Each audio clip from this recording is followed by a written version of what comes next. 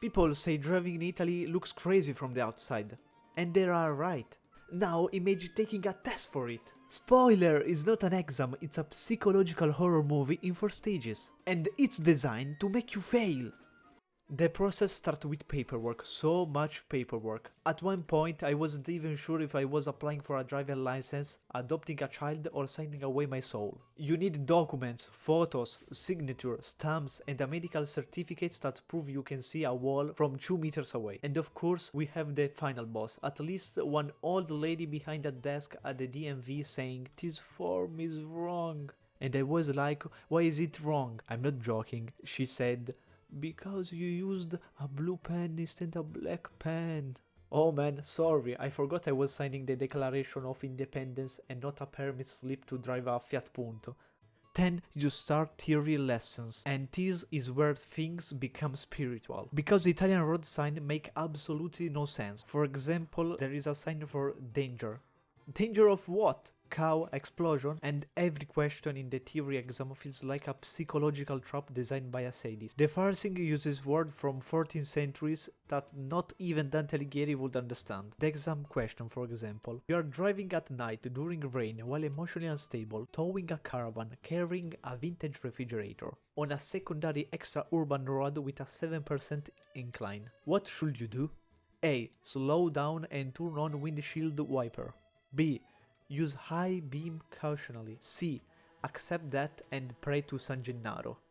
And somehow the correct answer is always D, a hyper-specific technically about the weight of the refrigerator axle that you didn't read on page 175 of the manual. Then comes driving practice. The instructor enters the car already stressed. He smells like espresso and pure anxiety. At first he acts calm. He's saying things like, "Okay, gently release the clutch, blah blah blah." And then, 3 seconds later, because the car shook for 0.1 inches, the clutch, you are in third. And I'm like, brother, I'm trying. Driving school in Italy don't teach confidence, they teach trauma. And parallel parking, in Italy, parallel parking is treated like open heart surgery broadcast on live television. Everybody watches. Like old man, random Vespa appears, delivery truck, someone is screaming from the balcony, you're sweating to your vital organ, you finally get into the space, and the instructor looks at you and say,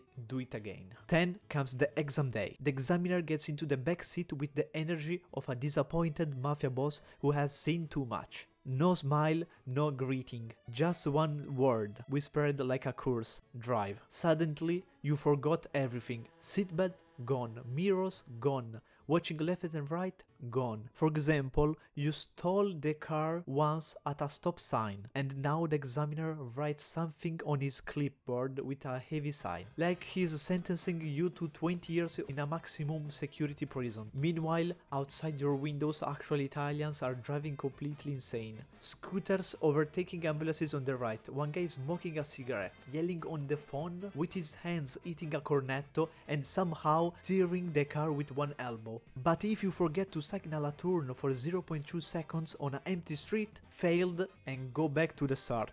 And 2 days later you become Italian. One hand on the wheel, the other hand on the window doing emotional gesture and arguing with the GPS. Tell me below your trauma story in the comments. And if you enjoyed the video, make sure to subscribe to the channel, hit the notification bell and share this with your friends. See you in the next one!